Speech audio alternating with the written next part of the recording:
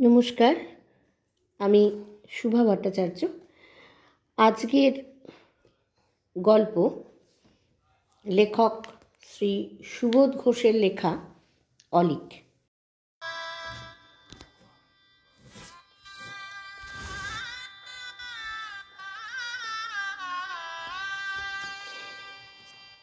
তারিণী মিত্তির রোডে সবচেয়ে বড় লাল রঙের বাড়িটার ফটকের মাথায় শালুর কাপড় দিয়ে মোড়া আর লতাপাতা দিয়ে সাজানো একটা মাচানের উপর সানাই বাজছে। সন্ধেবেলা। আজ গগনবাবুর ছোট মেয়ের বিয়ে। আঙ্গিনার ওপর ফরাস পাতা হয়েছে। নিমন্ত্রিতেরা দলে দলে এসে বসছেন। তেতলার ছাতে গোল পাতার ছাউনির নিচে বিদ্যুতের বাতি জ্বলে। ছাদের দিক থেকে জনতার কলরব শোনা যায়। বুঝতে কষ্ট হয় না একদল লোক এরই মধ্যে খেতে বসে গেছে। ফরাস পাতা আসর ছাড়া আরেকটা আসরও করা হয়েছে আরেকটু ভিতরের দিকে, হলঘরের প্রায় কাছাকাছি একটা রোয়াকের মতো জায়গার উপরে। প্রায় শখানেক চেয়ার পাতা এই আসরের এখানে ওখানে। গোটা কয়েক তেপায়া ছোট ছোট কিছু টেবিলও আছে। তার উপর আছে ছোট ছোট রূপোর রেকাবিতে পান আর একটা করে সিগারেটের টিন। এখানে বসেছেন বরযাত্রীর দল। এখানেই এসে বসবেন বিশিষ্ট গণ্যমান্যের দল। গগনবাবুর কারবারের যিনি মুরব্বী এবং মহাজন, সেই দত্তবাবুও এসে বসলেন। স্টুয়ার্ট অ্যান্ড মিলারের পারচেজিংয়ের অধ্যক্ষ বিরাটাকায় দত্তবাবু, হাঁটু পর্যন্ত লম্বা ফ্লানেলের একটা আলখাল্লা গোছের জামা গায়ে। আঙিনার ফরাস পাতা আসর আর এই রোয়াকের উপর চেয়ার পাতা আসর। মাঝখানে যে ব্যবধান রয়েছে তাকে জুড়ে রেখেছে যোজকের মতো একটা সরু পথ। এখানে দাঁড়িয়েছিলেন গগনবাবুর মেয়ের বড় পিসেমশাই আর নমামা। তাছাড়া চারিদিকে ঘুরে নজর রাখছিল একটা ভলেন্টিয়ার দল। যে সে দল নয়, বাছাই করা স্যান্ডো মার্কা ছেলের দল, হাবুল, আলোক, অশেষ আর বঙ্কু। নেপালের চেহারাটা সত্যি স্যান্ডো গোছে। হাত দুটো বেশ মাস্কুলার, ভারী দুটো লোহার হাতুড়ির মতো দেখতে। হাবুল, আলোক, অশেষ আর বঙ্কু চেহারার দিক দিয়ে যাই হোক না কেন, ওরাও স্যান্ডো গেঞ্জি গায়ে দিয়েছিল। নিমন্ত্রিতদের ভিড় বাড়তে থাকে। বড় পিসেমশাই এবং নমামা একটু বেশি করে সাবধান হতে থাকেন। স্যান্ডোর দলও বিয়েবাড়ির নানা দিকে ঘুরে ফিরে কড়া নজর রাখতে থাকে। তারিণী মিত্তির রোডে সবচেয়ে বড় লাল রঙের বাড়িতে আজ পৃথিবীর মানব জাতিকে মোটামুটি 3 শ্রেণীতে ভাগ করে ফেলা হয়েছে। প্রথম হলো যারা ফরাস পাতা আসরে বসবেন এবং তেতলার ছাদে বসে খাবেন। দ্বিতীয়, অল্প সংখ্যক বাছাই করা মানুষ যারা চেয়ার পাতা আসরে বসবেন এবং হলঘরের ভেতরে বসে খাবেন। এবং তৃতীয়, যারা এই 2 আসরের কোনো আসরেরই নয়, অর্থাৎ নিমন্ত্রিতই নয়, যাদের খাওয়ার কোনো প্রশ্নই ওঠে না এবং ধরতে পারলে যাদের সোজা টেনে নিয়ে গিয়ে ঘা কত ভালো করে শিক্ষা দিয়ে একেবারে ফটক পার করে দিতে হবে, সেই সব মানুষজনরা। যাই হোক, তেতলার ছাদে যারা খাবেন তাদের জন্য লুচি, বেগুন ভাজা, মাছের ঘন্ট, দই আর দরবেশ, এই 6টি ভোজ্য নির্দিষ্ট করা হয়েছে। হলঘরে যারা খাবেন তাদের জন্য এই 6টি ভোজ্য ছাড়াও আরও কয়েকটি বিশেষ ভোজ্য আছে। আনারসের চাটনি, সন্দেশ, পায়েস, মাছের কালিয়া এবং রাবড়িও। কাজেই সাবধান হতে হয়েছে। কোনো বিশিষ্ট সজ্জন যদি ভুলক্রমে ফরাস পাতা আসরে বসেন এবং তেতলার ছাদে বসে সাধারণ খাওয়া খেয়ে চলে যান, তাহলে গগনবাবুর অপমান হবে, নিন্দে হবে এবং ক্ষতিও হতে পারে।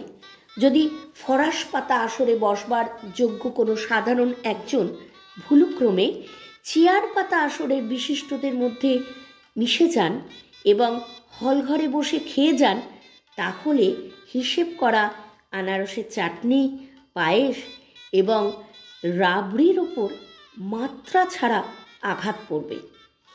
এর ওপর যদি মানবজাতির সেই ভয়ানক তৃতীয় শ্রেণীর কিছু লোক ফাঁকতালে এ আসর অথবা ও আসরের মধ্যে ঢুকে পড়বার সুযোগ পায়, তাহলে তো কথাই নেই, সব বেহিসাব হয়ে যাবে। কাজেই সাবধান থাকতে হবে, সাধারণের কেউ যেন ভুলে চেয়ার পাতা আসরে ঢুকে না পড়ে এবং অসাধারণের কেউ যেন ভুলে ফরাস পাতা আসরে গিয়ে বসে না থাকেন। আর অনাহুত কোনো দুর্দান্ত লোভী যেন কৌশলে কোনো মতেই কোনো আসরে ঢুকে পড়তে না পারে। দুরূহ দায়িত্ব, তবু খুবই নিষ্ঠার সঙ্গে পালন করছিলেন বড় পিসেমশাই আর নমামা। মানুষ চিনতে হবে, চেনা অচেনা, ফর্সা কালো, বৃদ্ধ তরুণ, প্রত্যেকেরই শুধু বাহিরটা দেখে ভিতরটা বুঝে ফেলতে হবে। প্রবেশপথের মাঝখানে টিকিট চেকারের মতো পথটা আটক করেই দাঁড়িয়ে থাকেন বড় পিসেমশাই এবং নমামা। আগন্তুকের সাজ পোশাক, চলবার ভঙ্গি এবং চোখের দৃষ্টি দেখেই বুঝতে পারছিলেন কে কোন দরের মানুষ। কোনো সমস্যা দেখা দিচ্ছে না, মানুষ চিনতেও কোনো ভুল হচ্ছে না।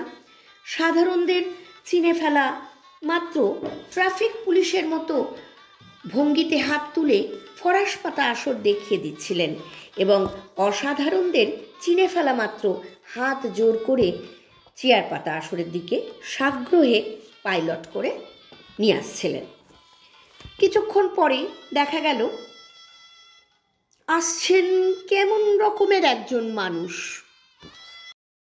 বড় পিসেমশাই আর নমামা দুজনেই বিস্মিত হয়ে লক্ষ্য করছিলেন একটা লোক ফটকের কাছে দাঁড়িয়ে উঁকি ঝুঁকি দিয়ে চারদিকে একবার তাকিয়ে নিল, তারপর ধীরে ধীরে হেঁটে এসে ফরাস পাতা আসরে ঢুকে পড়ল।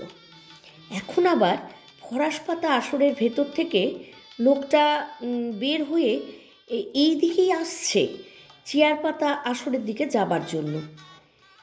এই আবার কেমন মানুষ?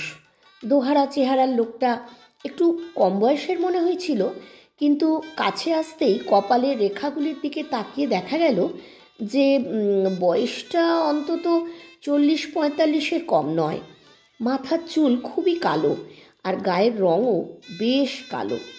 সাজটা কিন্তু ধবধবে সাদা, গিলে করা আদ্দির পাঞ্জাবি, ফরাস ডাঙা ধুতি, পায়ে সাদা চামড়ার নাগড়া, কোচাটা পাঞ্জাবির পকেটে গোজা, থরে থরে কুচি করা কোচার প্রান্তভাগ জাপানি পাখার মতো পকেটের ভেতর থেকে বাইরে উঁকি দিয়ে রয়েছে। বাধা দিতে হবে, প্রশ্নও করতে হবে এবং একটু পরীক্ষা করে দেখতে হবে লোকটা কোন শ্রেণীর মানুষ। ফরাস পাতা আসর ছেড়ে চেয়ার পাতা আসরের দিকে যেতেই বা চাইছে কেন? কিন্তু কিভাবে কোন কথা বলবেন এবং কেমন করেই বা বাধা দেবেন ঠিক করে উঠতে পারছিলেন না বড় পিসেমশাই আর নমামা। লোকটা প্রায় কাছে এসে পড়েছে, কিন্তু বাধা দেবার অথবা লোকটার মনুষ্যত্ব লক্ষ্য করবার কায়দাটি ঠিক ভেবে উঠতে পারছিলেন না দুজনের কেউই। হঠাৎ দুজনেরই চোখে পড়ে লোকটার পিছু পিছু স্যান্ডো দলের 5 জন যেন ছায়ার মতো নিঃশব্দ অনুসরণ করে আসছে। মাস্কুলার নেপাল তার হাতুড়ির মতো হাত তুলে একটা ইশারা করল। সঙ্গে সঙ্গে শক্ত হয়ে দাঁড়ালেন বড় পিসেমশাই এবং আর নমামা, কারণ নেপালের ইশারার অর্থটা ভালো করেই তারা বুঝতে পেরেছেন। এতক্ষণে একটা লোককে আবিষ্কার করা গেছে যে লোক কোনো আসরেরই লোক নয়, অবাঞ্ছিত এবং অনাহুত সেই ভয়ঙ্কর কপট অতিথি দলেরই একজন, যাদের ধরবার জন্য স্যান্ডো দল বিয়েবাড়ির নানা দিকে এতক্ষণ নজর রেখে ঘুরছিল। এতক্ষণের চেষ্টায় মাত্র একজনকে চিনতে তো পারা গেছে, চেনবার মতো কতগুলো প্রমাণও পাওয়া গেছে। ওই লোকটাই তো কিছুক্ষণ আগে বড় রাস্তার পানের দোকানের কাছে দাঁড়িয়েছিল, আর বঙ্কুর কাছেই জিজ্ঞাসা করছিল এ বাড়িটা কার বাড়ি, কার মেয়ের বিয়ে, বর আসছে কোথা থেকে, বরযাত্রীরা কি এসে গেছে। লোকটা সামনে এসে অত্যন্ত সহজভাবে হাসতে থাকে এবং মাথা নেড়ে বলে, না, গগনদার টিকিটিরও আজ আর দেখা পাওয়া যাচ্ছে না, এতই ব্যস্ত। দু চোখ বিস্ফারিত করে নমামা জিজ্ঞাসা করেন, কি বললেন, কার নাম করলেন? নমামার প্রশ্ন শুনেই লোকটা চমকে উঠে মনে হলো পর মুহূর্তেই মুখ ঘুরিয়ে এবং উদ্গ্রীব সারসের মতো গলা টান করে চেয়ার পাতা আসরের দিকে তাকিয়ে ব্যস্তভাবে বলে, হ্যাঁ, আমাদের স্যারও দেখি এসে গেছেন। বলতে বলতে বড় পিসেমশাইয়ের পাশ কাটিয়ে দ্রুত পদে চলে এসে লোকটা চেয়ার পাতা আসরে প্রবেশ করে এবং বিরাটাকায় দত্তবাবুর পাশের চেয়ারে বসেই জিজ্ঞাসা করে, হে, কেমন আছেন? দত্তবাবু সম্ভ্রমের সুরে বলেন, আগে ভালো আছি, আপনি? লোকটা বলে, হ্যাঁ, ভালোই আছি আপনাদের আশীর্বাদে। বড় পিসমশাই, নমামা আর স্যান্ডোর দল হতভম্ব হয়ে দেখতে থাকে লোকটা তেপায়া টেবিলের ওপর থেকে স্বচ্ছন্দে একটা সিগারেট তুলে নিল এবং দত্তবাবুর কাছ থেকেই দেশলাই চেয়ে সিগারেট ধরালো। চেয়ারের ওপর একটু আয়েস করে কাত হয়ে বসে এবং পা ছড়িয়ে দিয়ে ধোঁয়া ছাড়ল লোকটা। এই অঘ্রাণ মাসের দিনে ফিনফিনে একটা গিলে করা আদির পাঞ্জাবি, অদ্ভুত না? মাস্কুলার নেপাল বলে, কীরকম বুঝছেন পিসমশাই? বড় পিসমশাই, কিছুই বুঝতে পারছি না, বোধহয় স্টুয়ার্ট অ্যান্ড মিলারের পারচেজিং ডিপার্টমেন্টের সিনিয়র গ্রেডেরই কেউ হবে, আর নইলে দত্তবাবুর সঙ্গে এতটা মাখামাখি। নমামা বলেন, কিছু বলা যায় না দাদা, অলিক চেনা বড় কঠিন। বড় পিসমশাই বললেন, কিন্তু কি করা যায় বলুন দেখি। বড় পিসমশাই আর স্যান্ডো দলকে এই বিমূঢ় অবস্থা ও সমস্যা থেকে আপাতত মুক্তি দিলেন স্বয়ং গগনবাবু। হাত জোর করে চেয়ার পাতা আসরে সমাসীন বিশিষ্ট সজ্জনদের খাবার জন্য আহ্বান জানালেন। আহত সজ্জনেরা একে একে উঠে হলঘরের ভেতর টেবিল পাতা খাবারের আসরে গিয়ে বসলেন। ফুলানেলে ঢাকা বিরাটাকায় দত্তবাবুর সঙ্গে গল্প করতে করতে গিলে করা আদির পাঞ্জাবিও উঠে গিয়ে খাবার টেবিলে বসল। হতাশ হয়ে পড়ল স্যান্ডো দল। মাস্কুলার নেপাল হাতুড়ির মতো হাতের আঙুল মুটকে আক্ষেপ করলো, আর কোনো আশা নেই, লোকটা অলিক বলেই মনে হচ্ছে।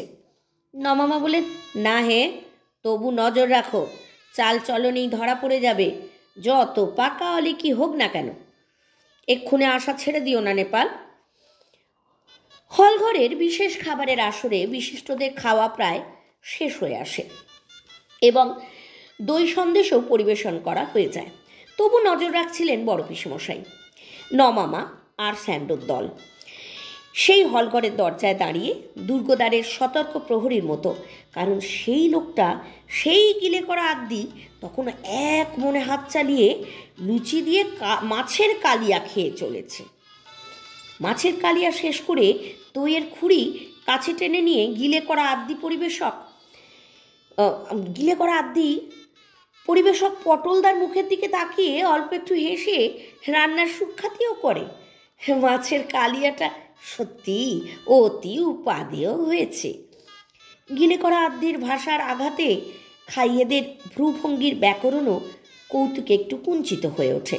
পরস্পরের মুখ চাওয়াচাই করে স্যান্ডোর দল, বড় পিসমশাই আর নমামা। চোখে চোখে শানিত সন্দেহ আর আরও প্রখর হয়ে ওঠে। মাস্কুলার নেপাল অস্থির হয়ে ওঠে, এক্ষুনি ব্যাটাকে ঘাড়ে ধরে তুলে নিয়ে আসি, আর দেরি করা চলে না। বড় পিসমশাই একটু বিব্রতভাবে নমামাকে জিজ্ঞাসা করেন, আপনি কি বলেন? নমামা হতাশভাবে বলেন, আর ওসব ভেবে লাভ কি, সন্দেশ পর্যন্ত শেষ করেই তো ফেলেছে, বাকি আছে আর আঁচানো। নেপাল উত্তেজিত হয়, কিন্তু এরকম একটা জোচ্চরের গায়ে একটা টোকা পর্যন্ত না মেরে বেমালুম ছেড়ে দেবেন? নমামা, কখনো না, আঁচিয়ে নিক, তারপর লোকজনের সামনে হল্লা না বাঁধিয়ে বরং একটু আড়ালে নিয়ে গিয়ে একটু বাগে পেয়ে নিয়ে তারপর। দরজা ছেড়ে বাইরে চলে যায় স্যান্ডোর দল। বড় পিসমশাই আর নমামাও চলে যান এবং খাওয়া শেষের পর আঁচানো শেষ করে গণ্যমান্যের দলও আবার বাইরের ত্রোয়াকে চেয়ার পাতা আসরে এসে ভিড় করতে থাকেন। কেউ পান চিবোন, কেউ ঢেকুর তোলেন, কেউ সিগারেট ধরান। যার সঙ্গে যার খুশি গল্পে ও বার্তালাপে সবাই মেতে ওঠেন। সকলেরই কথায়, আচরণে, হাসিতে আর চাঞ্চল্যে একটা বাঁধ ভাঙা অবস্থা। গিলে করা আদ্যিও চারদিকে একবার দৃষ্টি ঘুরিয়ে কি যেন দেখি। সাদা নাগরাজোড়ার ভেতর তার কালো কালো পাজোড়া ঢুকিয়ে নিয়ে কিসের জন্য যেন প্রস্তুত হয়। একটা হুল্লোড় জাগে ফরাস পাতা আসরেও। তেতলার ছাদ থেকে একটা খাইয়ের দল খাওয়া শেষ করে এঁটো হাতে নেমে আসছে সিঁড়ি বেয়ে। ফরাস পাতা আসরের প্রত্যক্ষমান দলটা মুহূর্তের মধ্যে উঠন্ত হয়ে এবং প্রায় দৌড়ে গিয়ে নামন্ত জনতাকে যেন চার্জ করে। এঁঠো জনতার গায়ের উপর দিয়ে খাইয়েদের দ্বিতীয় ব্যাচ মরিয়া হয়ে তেতলার দিকে ছুটে উঠতে থাকে। চারদিকে একটা হৈ হৈ শব্দের অরাজকতা, সব দিকে যেন বেশ একটা অসাবধানতা, চাঞ্চল্য আর বেসামাল ভাব। দূরের ফটকটার দিকে তাকিয়ে গিলে করা আদ্যির চোখ দুটো ছকছক করে, যেন মুক্তির পথ এতক্ষণে অবারিত হয়েছে। ফটক লক্ষ্য করে সবেগে দৌড় দিল সেই গিলে করা আদ্যি। কিন্তু কয়েকবার বেশি আর দৌড়তে হলো না। নিকটেই একটা থামের আড়াল থেকে চিতে বাঘের মতো এক লাফে বেরিয়ে এলো নেপাল, আর তার দুটি মাস্কুলার হাতে জড়িয়ে ধরল গিলে করা আদ্যির কোমরটা। তারপরেই প্রচণ্ড একটা ধোবিয়া আছাড়ের প্যাঁচ দিয়ে শানের ওপর পটকে চেপে ধরল গিলে করা আদ্যিকে। এপাশ আর ওপাশ থেকে মুহূর্তের মধ্যে ছুটে এলো বঙ্কু, হাবুল, অশেষ আর আলোক। হন্তদন্ত হয়ে ছুটে এলেন বড় পিসমশাই আর নমামা, ঘুষি পাকিয়ে এবং চোখ পাকিয়ে। বঙ্কু চিৎকার করে, আগে হাত দুটোকে শক্ত করে দুমড়ে ধর নেপাল, যেন কোমর থেকে ছুরি বের করতে না পারে। গিলে করা আদ্যির হাত দুটোকে মুচড়ে পিঠের ওপর চড়িয়ে দিল নেপাল। গিলে করা আদ্যির বড় বড় চুলের ছুটি ধরবার জন্য হাত কাঁপাতে থাকেন নমামা, এবং বঙ্কু একটা চড় তুলে ধরে তার লম্বা হাতে তখন রীতিমতো চড় মারবার জন্য উদ্যত হয়েছে। কিন্তু ঘটনাটা এত তীব্র ও দ্রুত জমে উঠতে গিয়েও হঠাৎ একটা বাধা পেল। বিরাটাকায় দত্তবাবু তার ফ্লানেলে ঢাকা ভুঁড়ির উপর হাত চেপে হন্তদন্ত হয়ে ছুটে এসে দাঁড়ালেন। ছি ছি ছি ছি ছি, কি কুৎসিত ব্যাপার! ভদ্রলোককে তোমরা এরকম! গিলে করা আদ্যিকে ছেড়ে দিয়ে উঠে দাঁড়ায় নেপাল আর হাঁপাতে হাঁপাতে বলে, ভদ্রলোক নয় স্যার, এটা একটা অলিক। দত্তবাবু বিমুড়ের মতো তাকিয়ে বলেন, অলিক? তার মানে? নেপাল, হে, নেমন্তন্ন হয়নি, অজানা লোক ভাওতা দিয়ে সাঁটিয়ে খেয়ে নিয়ে সটকে পড়ছে স্যার। গিলে করা আদ্যি দুই হাত দিয়ে নাক, মুখ, কপাল চেপে যেন শুধু পিঠের ওপর সব মার বরণ করবার জন্য তৈরি হয়ে মাটির ওপর বসেছিল। ধূর্ত শেয়াল যেমন চাষার লাঠির সম্মুখে গুটিসুটি হয়ে মোড়ার ভান করে পড়ে থাকে, ঠিক সেরকম। গিলে করা আদ্যির আরও কাছে এগিয়ে এসে দত্তবাবু দাঁড়ালেন এবং দুহাত তুলে সকলকে সরে যেতে বললেন। যেতে দাও, যেতে দাও। তেতলার ছাতে খাইয়েদের হুল্লোড় শোনা যায়। অন্তঃপুরের অন্তর থেকে শঙ্খধ্বনি আর আকুল কলকাকলির শব্দে উলুরব একটা লুচি লুচি গন্ধ চারিদিক থই থই করে ওঠে। দত্তবাবু বলেন, দুটো খেয়েছে, এই তো, তাতে কি হয়েছে, যেতে দাও, কিছু বলো না। কাউকে কিছু বলতে হলো না। গুটি সুটি গিলে করা আদ্যি হঠাৎ চাঙ্গা হয়ে এবং শটান দৌড় দিয়ে ফটক পার হয়ে যেন তারিণী মিত্তির রোডের বাতাসের সঙ্গে মিশে যায়।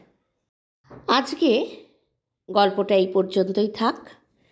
পরবর্তী অংশ শোনবার জন্য আমাদের এই চ্যানেলটিকে লাইক করতে ভুলবেন না, শেয়ার করতে ভুলবেন না, সাবস্ক্রাইব করতে ভুলবেন না। এরকম গল্প আরও শুনতে চাইলে আমি পাঠ করবার জন্য অবশ্যই আবার এই চ্যানেলে হাজির হয়ে যাব। তাহলে পরবর্তী অংশে আবার আপনাদের সঙ্গে কথা হবে। ধন্যবাদ।